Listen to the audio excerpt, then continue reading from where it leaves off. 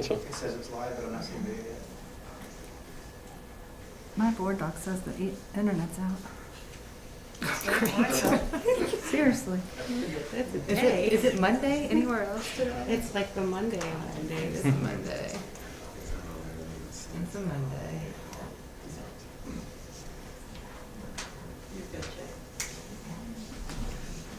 Are we good? Are we good? Okay. All right, it's a little after 4 o'clock. I'd like to call the February 8th, 2021 Town Council meeting to order. And we'll start the meeting by the invocation and pledge. And Terry, if you could lead us, please. I pledge allegiance To the flag of the United States of America and to the republic for which it stands, one nation, under God, indivisible, with liberty and justice for all. Thank you. Oh, that's right. Okay, invocation. Tyler or Nick? Nick, thank you. Let us pray. Dear Lord, thank you for this day, for the beautiful snow that we had yesterday. Father, we continue prayers for our country and our community, and we just pray that we ask that we have a wonderful and productive meeting this evening. And Father, we just pray all these things in Jesus' name. Amen. Amen. All right, thank you. We'll just keep moving forward. All right, so next on the agenda is the treasurer's report. Rebecca? Minutes first. Approval of minutes, I'm sorry. All right, so everyone should receive their minutes in the packet. If everyone can review them. Any corrections? Comments? And if not, I would entertain a motion. All right, well, I move to approve the January 11, 2021 minutes as presented. I'll second. Second. All right, all in favor? Aye. Okay, thank you.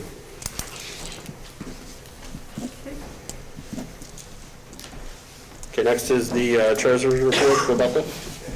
Okay, we'll briefly just go over a few things from the financial reports that I put in your packet. There were no cash transfers to or from the local government investment pool during the month. We are 59% through the budget year. In January, new construction property taxes were billed. There were 35 accounts added to the tax roll for improvements made since July 1st. That was an additional $7,000. The next quarterly income tax is expected the end of February. So I'll have a better idea at the March council meeting how we're doing on that revenue source. And I know we all are awaiting the opening of the hotel. I did see that there are bookings beginning available June 1st. So ultimately that revenue line item will be probably zero or close to zero for FY21. And I have responded to 20 fiscal notes from the state legislature, who is obviously working and in session, and I do that throughout the course of the session. That's it. Thank you. And sorry I was a little late, got tied up. Okay, move on to Jada. Planning and Zoning Commission last met December 21st. We do plan on having a meeting on Tuesday, February the 16th, Tuesday due to the holiday.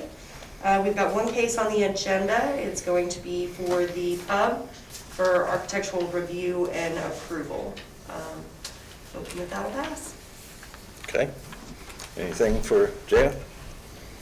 Thank you very much. Okay, Laschelle, your report.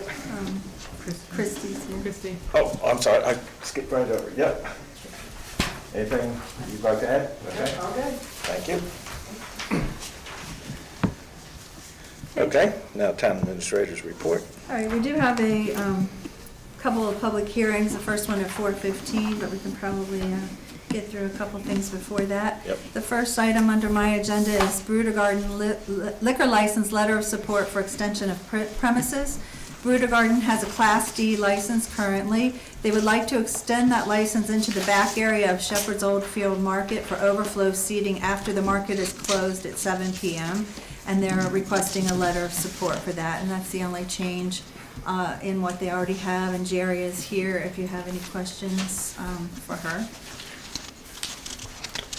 Comments, questions? No, I think it's fantastic. How was your personal shopping? I saw that you guys did that a lot in December, like wasn't it group shopping or something? Oh, yeah, no, it's been working out. We've had, actually, we advertised for a Galentine's after hours for ladies for Valentine's Day shopping too.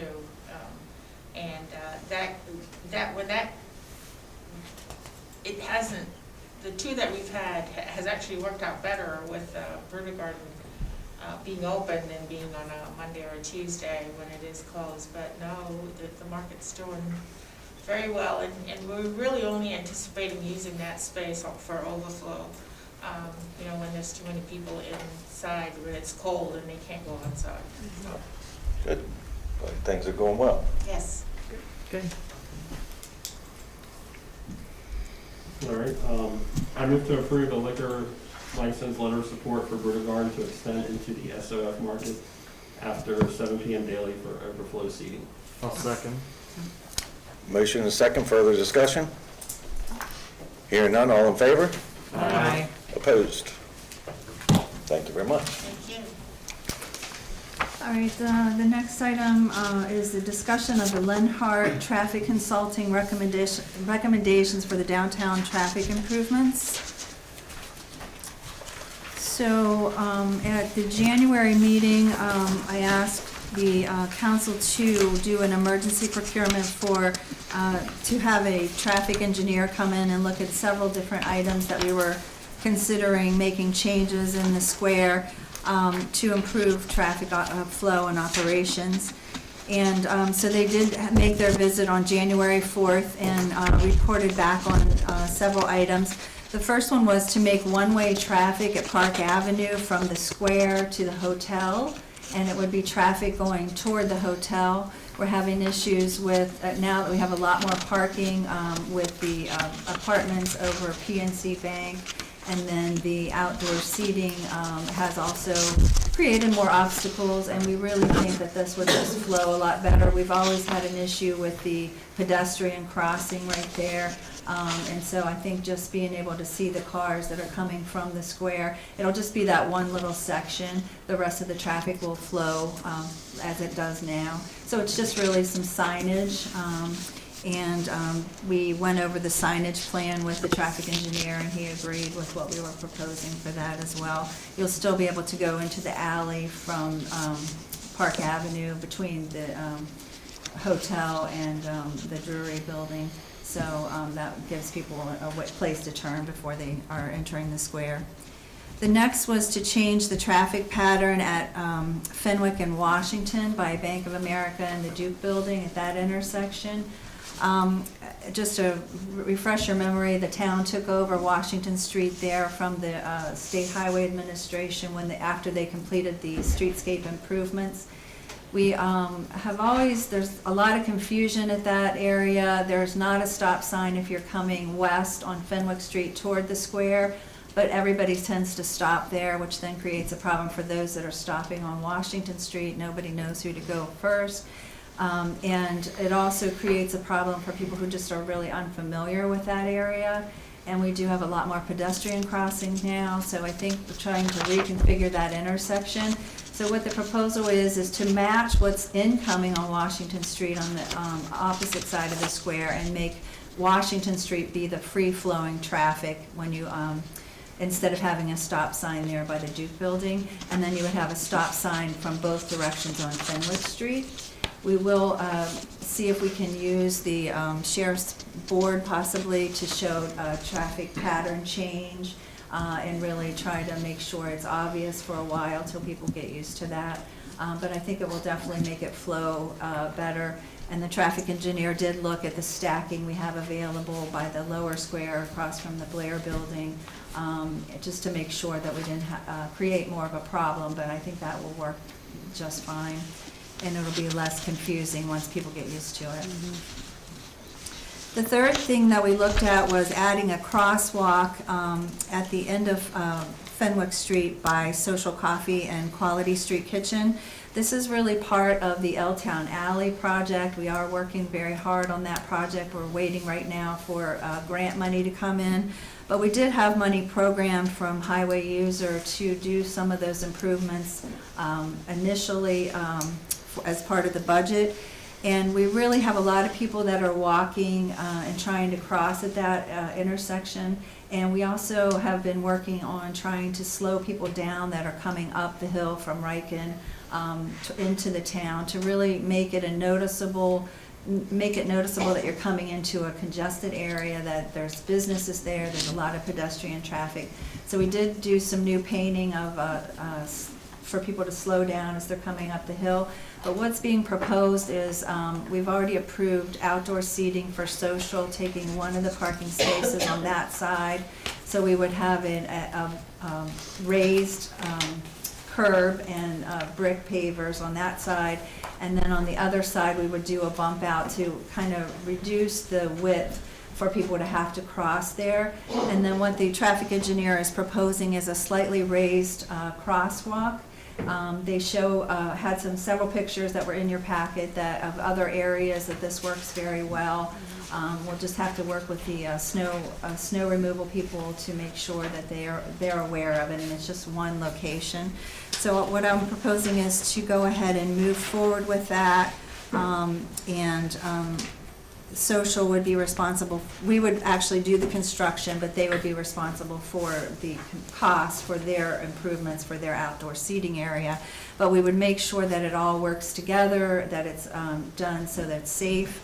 And we also looked at the distance of the travel lanes on that road.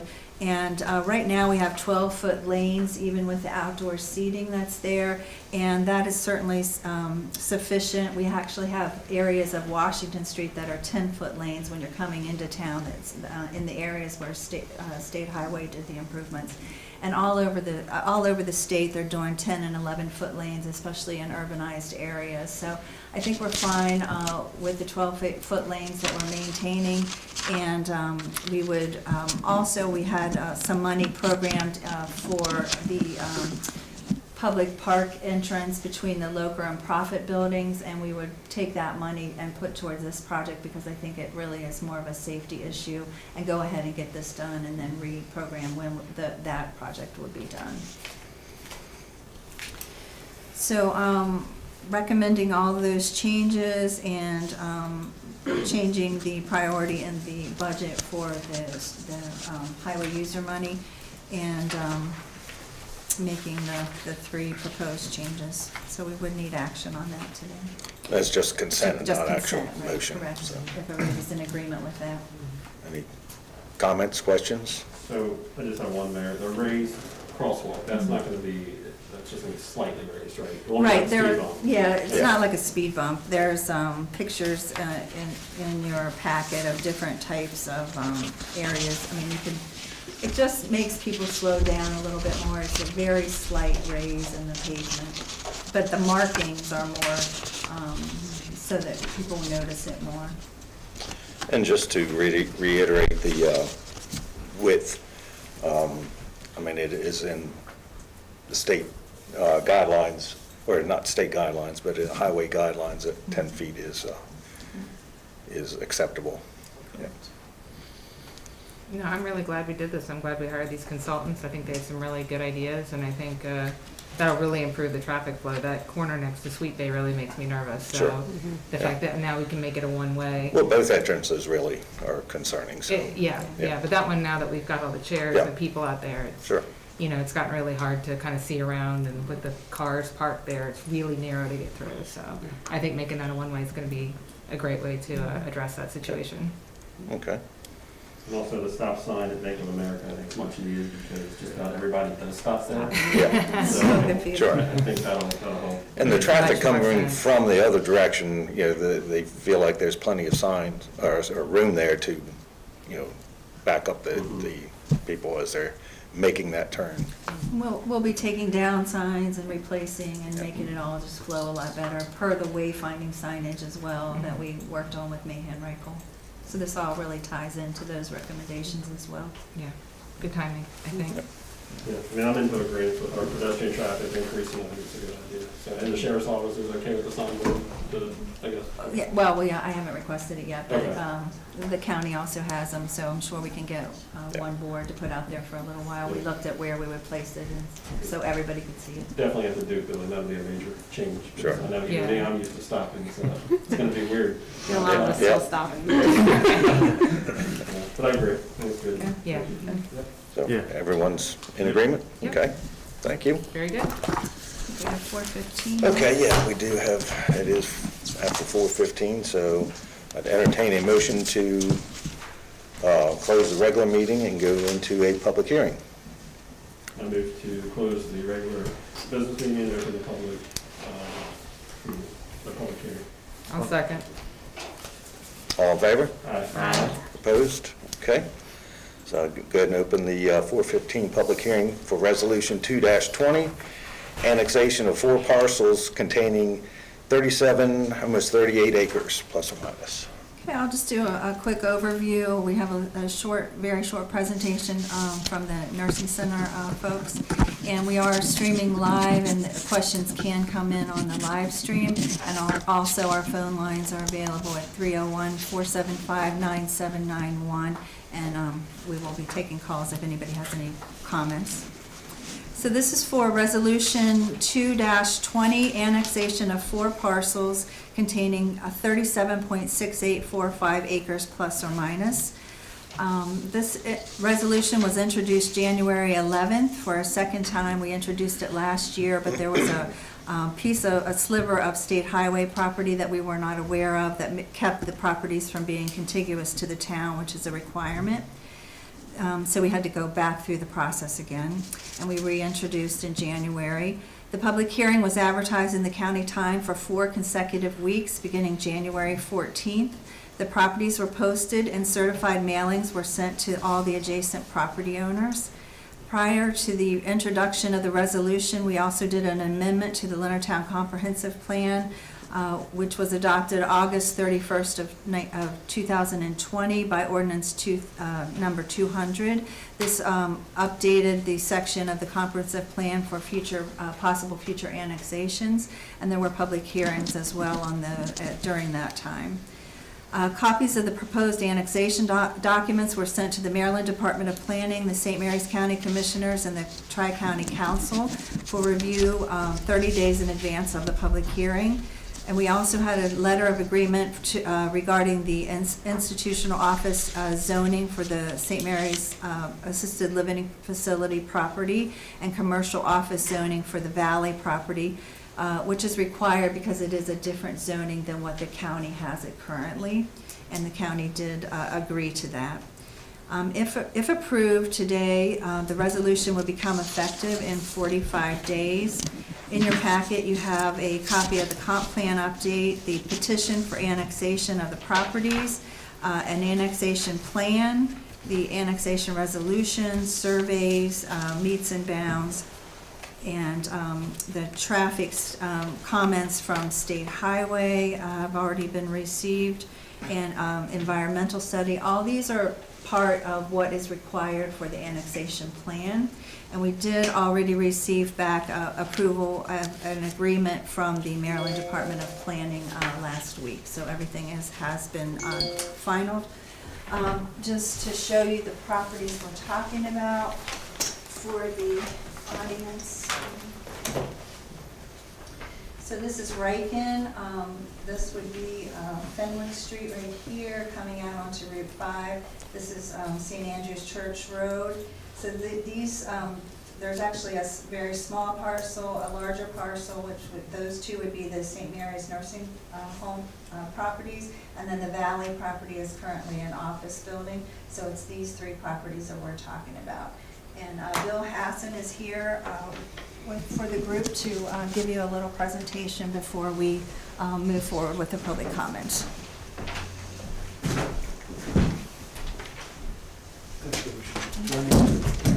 My name address into the record? Yes, please. What direction should I speak to? You can speak to the council, but if you have to point to the drawing, you can maybe show the Okay, all right. audience. Good afternoon and thank you. My name is Bill Hassan. I'm with Hassan Resources. Address is 2226 Bear Den Road, Frederick, Maryland. And my capacity here is to serve as development manager and advisor to St. Mary's Nursing Center. So thank you. I'm going to try not to turn my back on here. So the property that we're dealing with is approximately 21 acres, consists of the large contiguous parcel here, and then there is a secondary smaller half-acre parcel over here. But this is the tract of land. As Laschelle pointed out, this is the property owned by Valley Investments. St. Andrew's Church Road, intersection with Route 5, running back up into the town.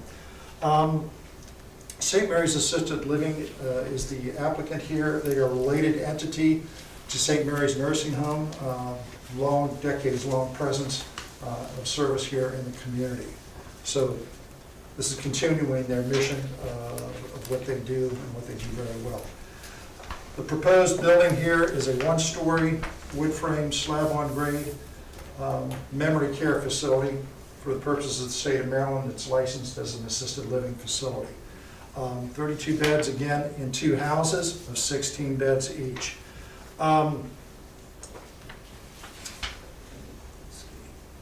About 32,000 square feet, and it will also include a secured outdoor area for the residents.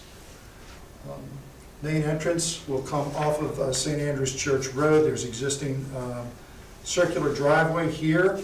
The old house that everybody is probably aware of is located here. That will be demolished, as will a secondary home over at this end of the site, and a tobacco barn, and down here in the corner is an old dilapidated building, which we're told at one time was a service garage. Environmental studies on the property are clean, except for some trace amounts of asbestos in the old homes, typically what you would find in joint compound and old linoleum top flooring. So the property is closed. We're interested in going ahead and moving forward. As Laschelle pointed out, environmental is done, forest stand delineation has been completed, and traffic study. And we'll not have to make any additional improvements. Indicated that this facility will have no impact on the existing intersection at routes 4 and 5.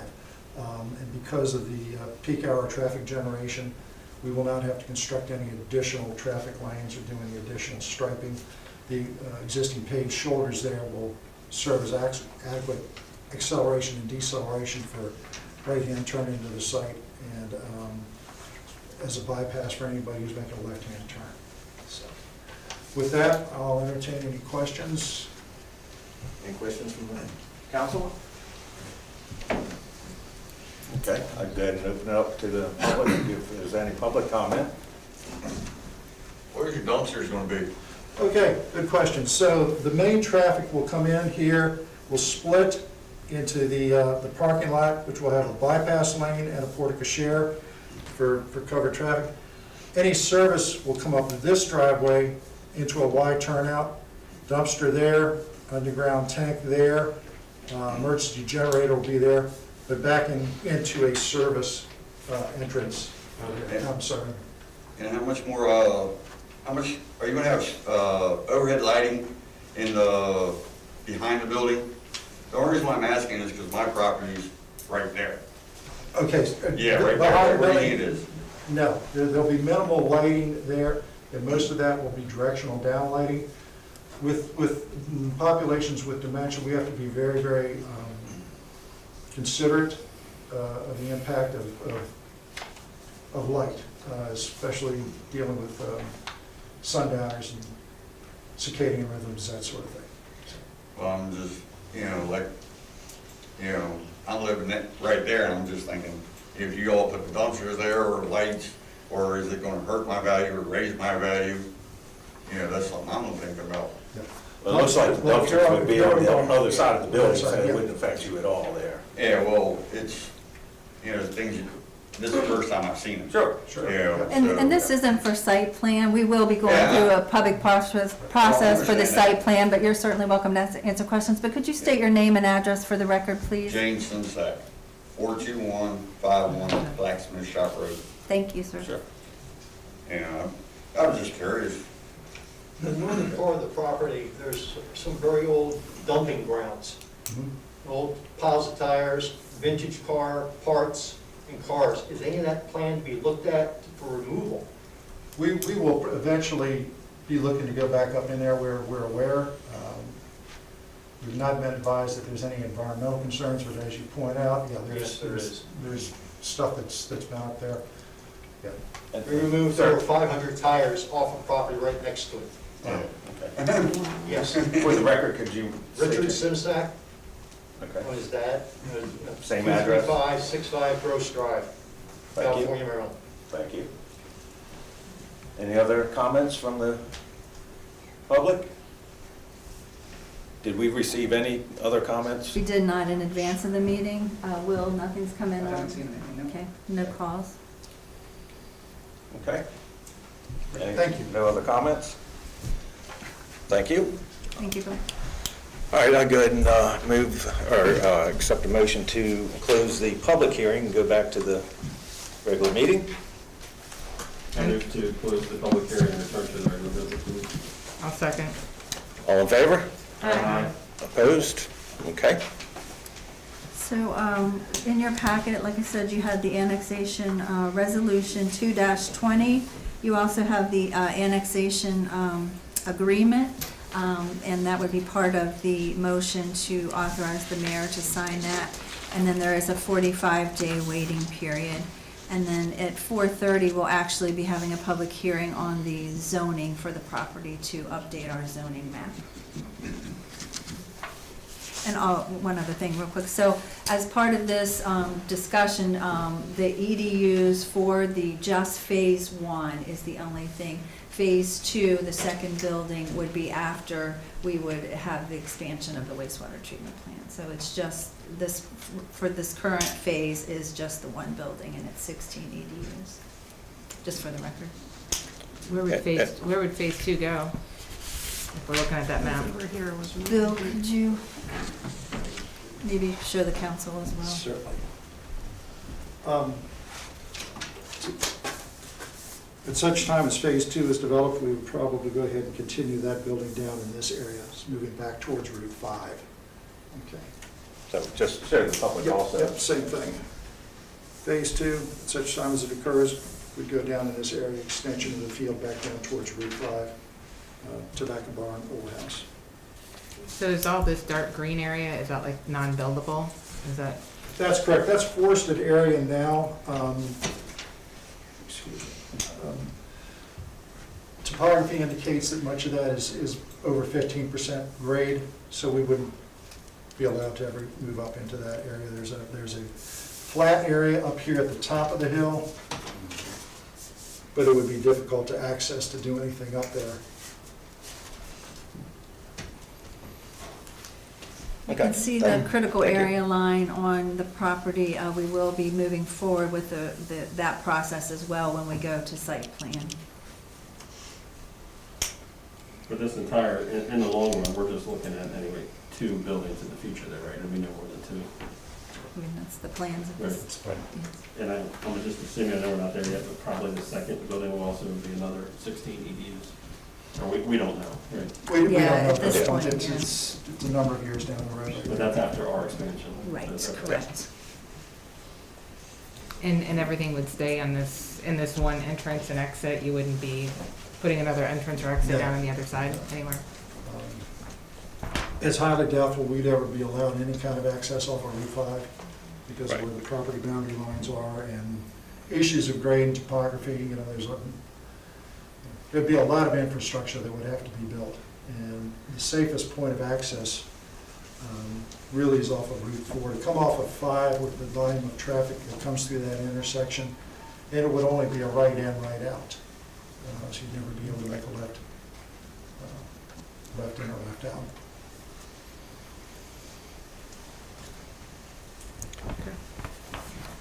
Any other comments, questions? Were there any changes made between when we first saw it and now? This is From January? the No, previous, No, all the same? everything's still the same.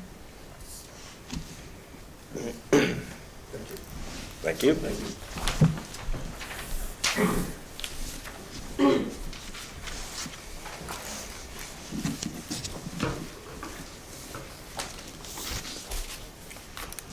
So, I move to approve resolution 2-20, annexation of 4 parcels of land containing 37.6845 acres plus or minus, known as parcel A and B of St. Mary's Assisted Living Facility LLC properties, Valley Investment Properties, and State Highway Administration.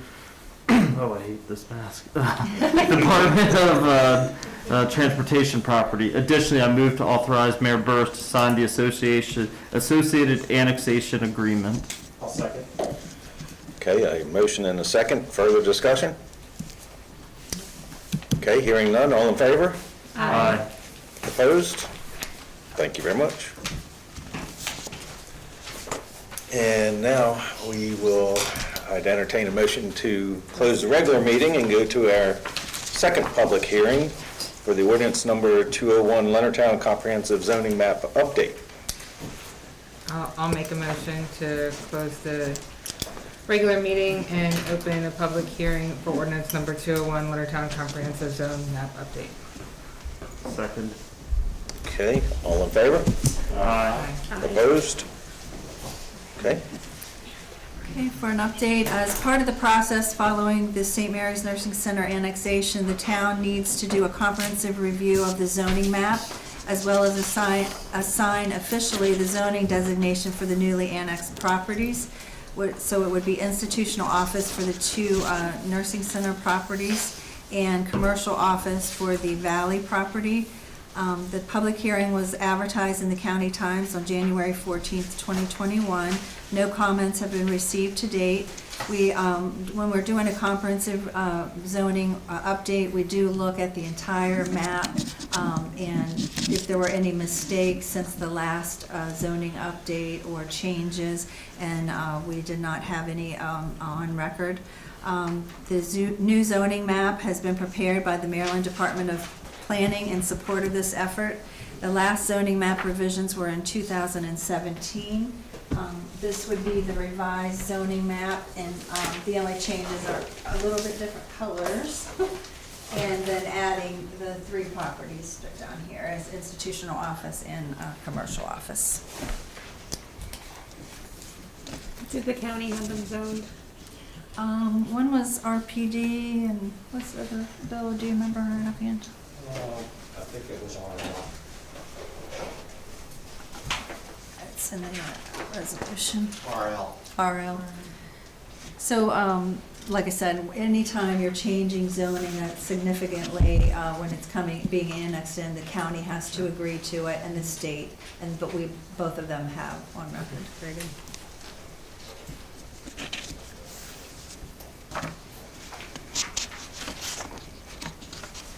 Public comment?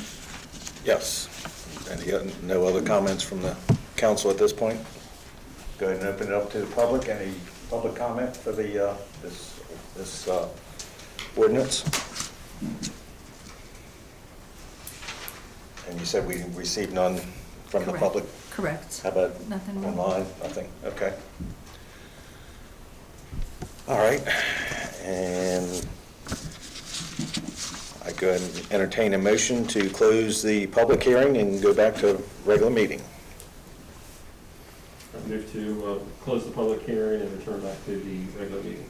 I'll second. All in favor? Aye. Opposed? Thank you very much. Okay, so ordinance number 201, Leonardtown Comprehensive Zoning Map Updates is available to, it was introduced in January, and this would be the second reading, and would be able to have action today.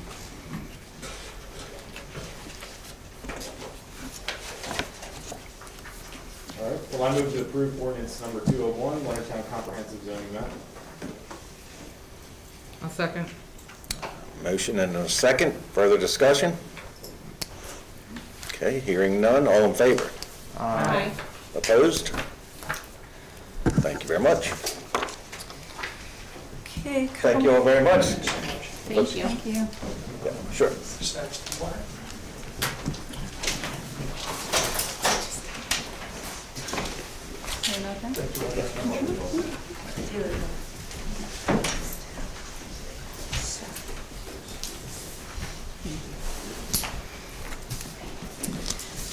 Okay, a couple more items on my report. The St. Mary's County Alcohol Beverage Board is considering waiving fees for alcohol license for the year due to COVID. They feel the power was granted to them as part of the governor's COVID response. A spreadsheet was attached in your package showing the impact to the Leonardtown budget would be approximately $17,600 if all licensed establishments' fees are waived for the year. Delegate Morgan is also proposing a bill to waive the fees for restaurants and bars, but I don't know that that will go forward if the liquor board decides at their next meeting, but they wanted the council to weigh in and give consent if they agree to that. I believe it was 15,000 was budgeted in Well, I think it was 14,000, yeah. So it's just a one-time, and what the alcohol beverage board is talking about waiving all the fees, including liquor stores, restaurants, and bars. And Delegate Morgan did say if they went through with this, that he would go ahead and pull his bill, so. So we don't really need formal action, just consent, or if anybody has any concerns or comments. Have we had any comments from anybody on this? The county did write a letter of recommendation to, in support of it. I think I included that in your packets. No, I think it's fantastic. Anything we can do to help the small businesses is phenomenal. And I almost wish we could go, not us, but maybe the county could go a step further and, do something about the personal property taxes for these businesses too. Because, they've been closed for so long, and to then have to pay $8,000 in personal property tax on their equipment every year for equipment they weren't allowed to use because their business was closed. But that's at the county level, that's not us. So, absolutely, I would support this and anything else that we can do to help. Okay. Looks like unanimous consent? Yeah, definitely. Okay. Thank you very much. Okay, the next item is to award the contract for Phase 2 of the Leonardtown Wharf slips and piers. The original bid packet was in May of 2019 and included Phase 2 as a contingent bid item for the original project. At the time, we did not have enough funding and only awarded Phase 1 to S.E. Davis Construction. Since then, we've secured a second waterway improvement grant in the amount of $175,000 for Phase 2. I sent a request to DNR to waive the bid requirements, as it would be very costly, and we only received 2 bids originally, and getting someone to come down here for a very small project like this is very unlikely. S.E. Davis has submitted an updated bid price to complete Phase 2 of $100,350. $100,000 is what I had budgeted in the budget when we submitted our grant. The original base bid was $82,654, and if you really break this bid down, their base bid is $86,850, which is only a $4,200 increase from the original, and that is basically from the equipment that has escalated the cost. The other is another mobilization because they're having to come back a second time, which we anticipated that as well. So the Department of Natural Resources did agree with that, and they are fine with us awarding the contract for the Phase 2 to S.E. Davis, and we did receive a letter from them in accord with that.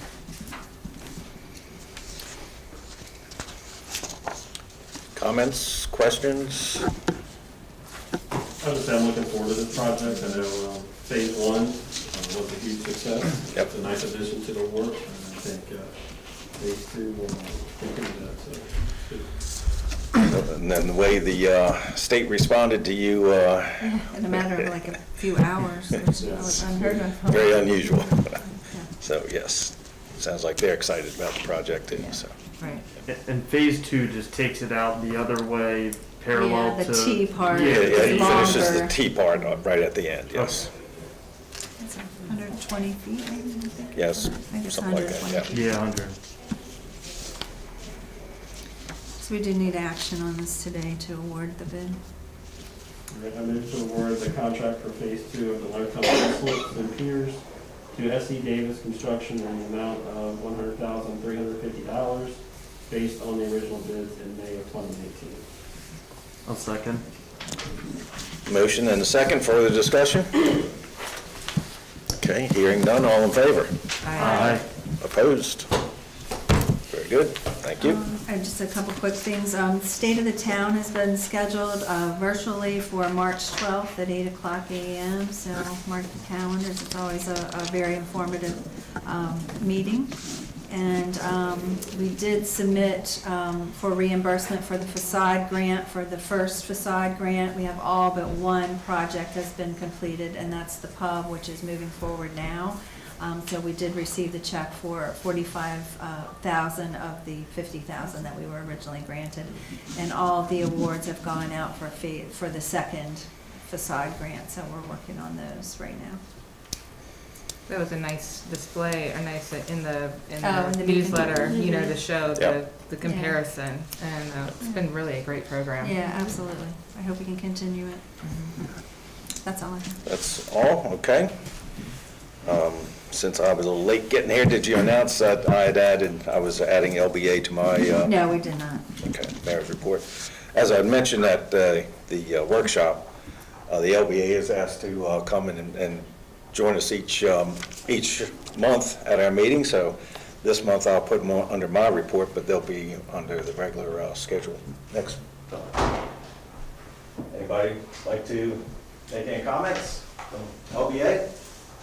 We just plan to have a better relationship with the council and see what's going on with you guys, and we can come and update as well with what's going on with us. And the idea is to, when we're enticing more members to join up, to let them know that we have a plan of action as to presenting things to you, having a relationship with you, making sure if they have something that needs to be spoken about, that there's a voice here for them. Yeah, I think it's great. No, I can tell you, when I was president of the LBA, I came and it was very, very good that the council hears what the LBA is doing. Ellen, anything else? Just basically what Joe says, I think it's really important that we do not just open lines of communication and talk to each other, but actually really listen to each other. So that's the idea. And Yep. Ellen is the president of the LBA now, Joe's on the boards. I'm sorry, did I cut you off? No, it's good. Okay. Thank you very much. That's really it for my report, so we'll move on to events. Tyler? All right, good afternoon. So the town has partnered with the local businesses for upcoming virtual programming. That includes a version of the annual invitational art show at North End Gallery on March 6th at 1 p.m. Additionally, the North End Gallery Learn and Share series is going to have another event on February 22nd at 11 a.m. that is art classes. It's going to be taught by artists and include free classes on different art styles. Spice Studio is offering online virtual classes through the Leonardtown's Learn and Share series as well. That'll be Spice joins with Root, Sub Fitness, and Evolve Yoga to update or provide free platform for these fitness classes. Also, there's going to be a cooking class, continuing with the cooking classes with Southern Maryland Vegan, Cooking with Jen, Way Back Wednesdays, and then the Crazy for You knitting podcast. The St. Mary's County Historic Society, the Maldier Rock, Nick, you had some great pictures of that you sent out to us, but the unveiling will be live streamed on February 26th at 1 p.m. Upcoming on Saturday, February 13th for Valentine's Day weekend, there's going to be a virtual show and performance from Philip Michael Parsons, which will be filmed at the Old Town Pub. And then the Discovering Leonardtown returns with the Valentine's Day special. That'll be host Andrew Ponte and Lauren Zimmerman. They'll highlight great activities being offered throughout Leonardtown, and that'll be on February 12th at 11 a.m. The annual Earth Day will be held virtually again this year, April 18th at 4 p.m. And then plans are finalizing for the reptile show and birds of prey exhibit and other exhibits, and more to come for that event for the Earth Day. But that's it for the event. Okay. If I could just give a couple numbers on, Yep. Brandy updated on, because we are doing a significant investment in this, and we're trying to really reach all different types of businesses. I think she's done a really good job, and we're getting a lot of bang for our buck because she's actually editing and putting them together. She taught herself how to do that, so we've had a lot of input from businesses they are getting traffic from it, so that's really good. There's been a significant increase to the Visit Leonardtown MD.com, which is the LBA funded that new website, which is very visitor friendly. There have been 2,093 visits to that site since it launched in April. There was 60. The town's YouTube page had 6,547 views since April. The Facebook page. The largest views on that come with some of the live music shows, like the Robbie and Donovan show.